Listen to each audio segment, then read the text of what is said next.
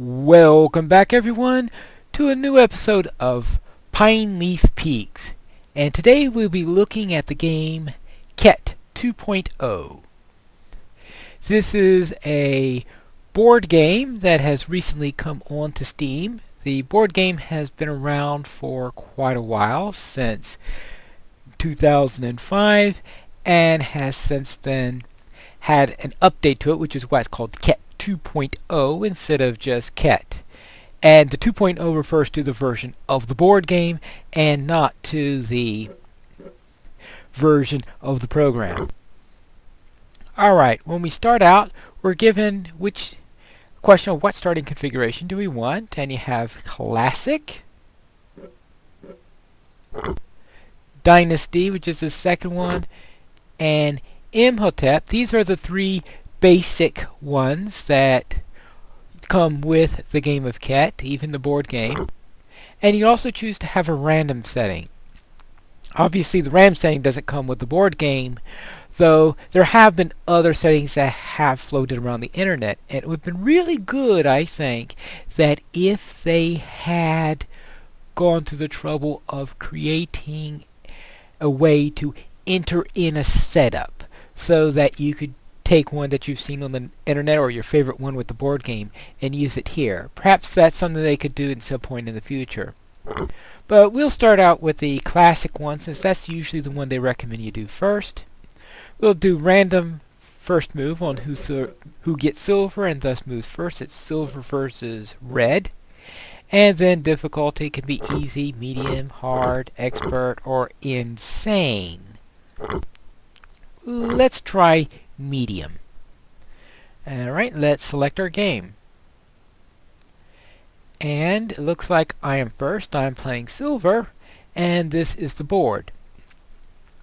The idea here is to destroy your opponent's pharaoh. Now, in order to do that, we have to move pieces. Now, this in some ways has some similarities to chess, in which it's an abstract game in which you're playing over in a board. Here the object is to destroy your opponent's king. In this case it's called a pharaoh, since there's an Egyptian theme to the pieces. All the pieces move in the same way. They could move in any direction, any of the 8 directions around them, one space. The scarabs here are allowed to exchange places with another piece. If it's a pyramid, these basic ones right here, or if it's one of these up here, I forget which these are called. So it's one of these two, it's allowed to exchange with them. But otherwise, you cannot move a piece into the position of another one. So let's see what we can do here. Let us, I think we'll start with something a little bit unusual by existing. Alright, move this. Let's move this to here and see what happens. And then you see that a laser shoots out. And it's a laser that you use in order to attack your opponent's pieces. Now, during your turn, you can either move a piece like I did there, or you could rotate your Sphinx. And select highlighted piece to move. Alright, and left shift to do that. And if you hit a pyramid on the back side, it destroys it. If you hit it on the mirror side, the pyramid survives and then just reflects it. So the idea there is you bounce off the mirrors, and eventually it's either going to go fly off the board or it's going to hit a piece. And if you hit it on a non-mirror surface, it's destroyed. Except for these pieces right here. These are immune to attacks on the front, but they're vulnerable on the side. And I see he moved a mirror back there, most likely to help protect what he has. I could understand that. Oh no, actually that's starting position. Never mind. So let's see, what should I do here? I was a rather... let's see... Oh. I try to see if there's anything I can do that can be interesting. let's move this one over here. That just goes off the side. Trying to see what he's up to. Now he's probably going to do something with that scarab at some point. Probably change which one of my pyramids here. And that way he could control the action. Because of course if the scarab moves there, then that could change the way the everything acts there. Meantime though, I'm going to start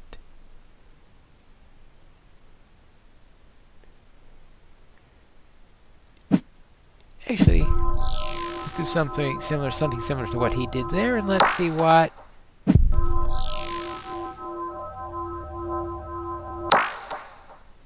I wonder what he's up to. Alright.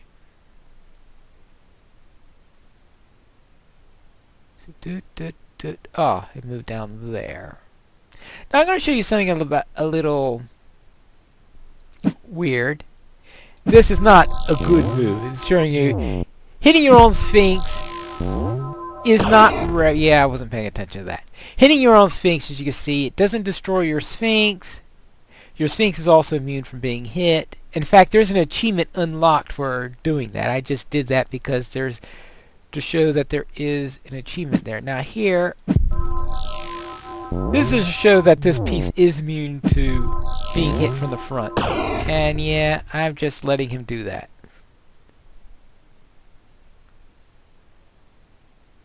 Alright, so I will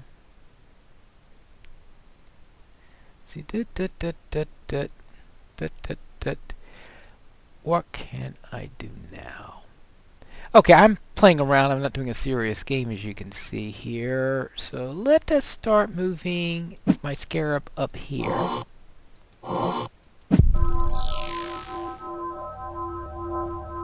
And now we're getting ready to attack this one. The idea is to attack that piece right there.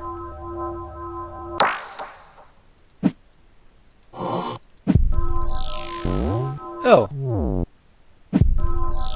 I wasn't paying attention to that.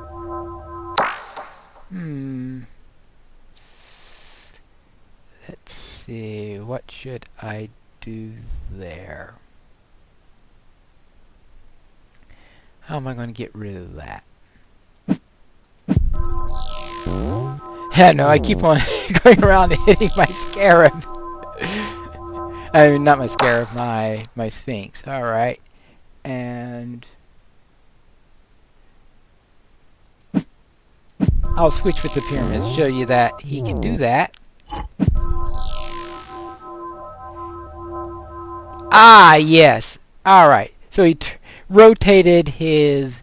You can do a rotation as your move instead. So he rotated that piece so that it would not get hurt.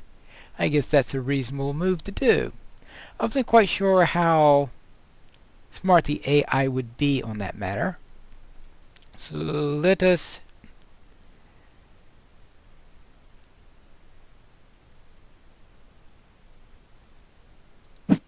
What happens if I move there?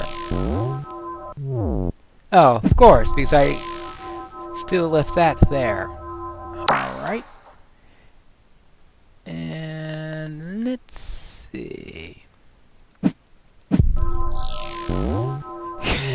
Okay, I really should get my laser to some point where it is not being totally crazy. And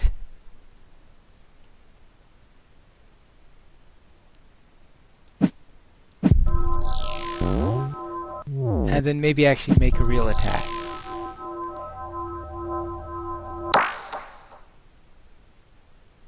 And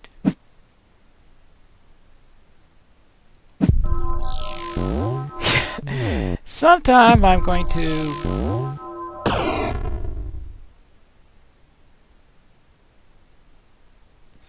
did he just destroy his own piece, or was that my piece? Alright, well, we'll have to see what he did there. And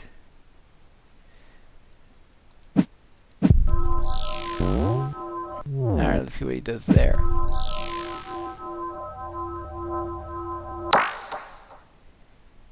Alright.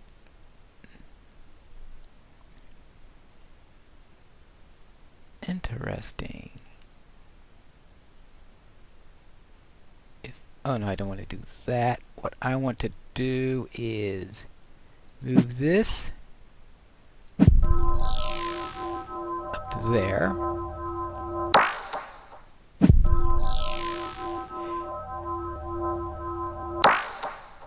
And move this.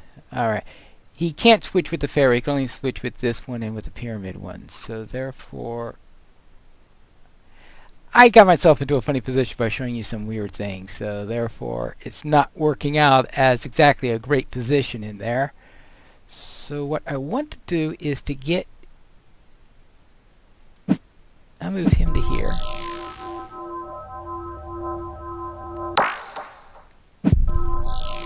Yeah, okay, I guess that's inevitable.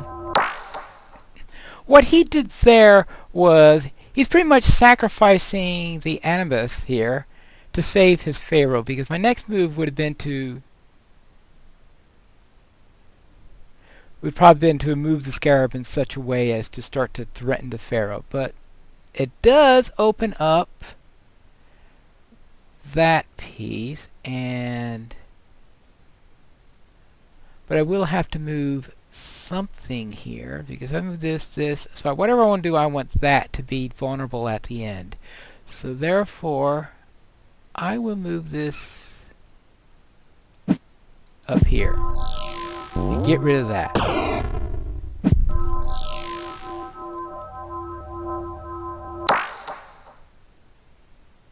Now I'm going to take this, and actually this is what I should have done last time. I should have just rotated this piece.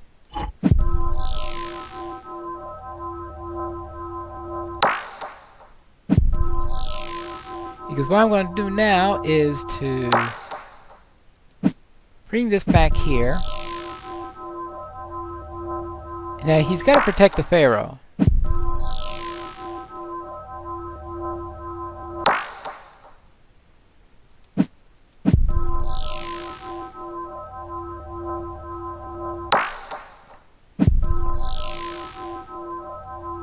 Okay, yeah, he had to move that back, otherwise that would have been destroyed. I guess that's a logical enough move, so therefore...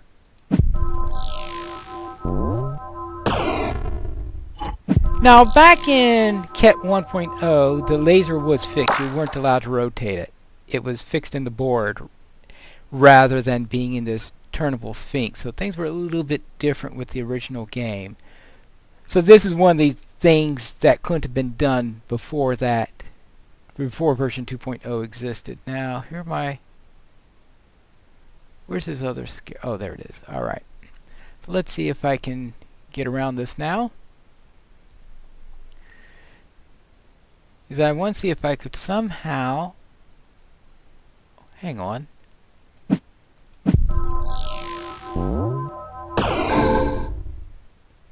Alright.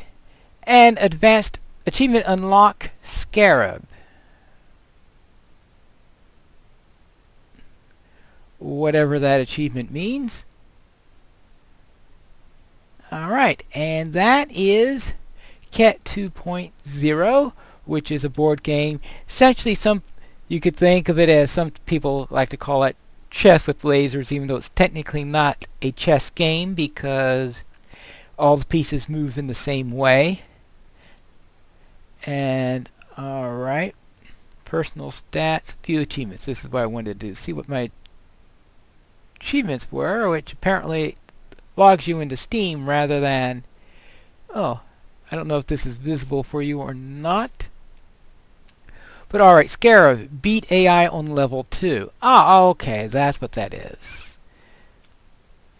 And there's another one called Stop Hitting Yourself when you hit your one, and then Classic for winning the game in Classic. So I presume there's another one for winning it at the other levels and at the other ones. There's also one called Regicide, is win against a human opponent. Who you call in Giza is to win the game by rotating your Sphinx. Alright. So there are a number of achievements you can get, and I'm only at the beginning of that. Because in Pineleaf Peaks, I am going to be looking at games that I recently acquired, and they're not necessarily going to be new games, which is what I think I originally said the show is going to be about. Instead, it's going to be about games that I've acquired within the last month or so. And so, Khet 2.0 is one of my more recent ones. And let's get out of here. Here we go, back to the game. Alright, so Khet 2.0 is one of my more recent games, and my next one that I'll be highlighting, and this is also a new game, but the next one I'll be highlighting next week is going to be The Legend of Grimrock, which is very definitely not a new game, but I bought it at the same time as the recently released Legend of Grimrock 2, which I'll be highlighting the week after that. And I'll be going through what are the newest games in my collection and to have a look at them, which is why I think of being at, which I think is very appropriate calling it Pineleaf Peaks. But that is today's episode where we took a look at Khet 2.0. I played it at the second level of difficulty, which means that despite my playing around, I was still able to defeat it. There were a couple of moves I thought that were good, but there are a couple points where I thought that maybe it left itself open, as in at the end when I was able to kill the Pharaoh with this move there. So that's until next time, and we'll see you next week for the next episode of Pineleaf Peaks.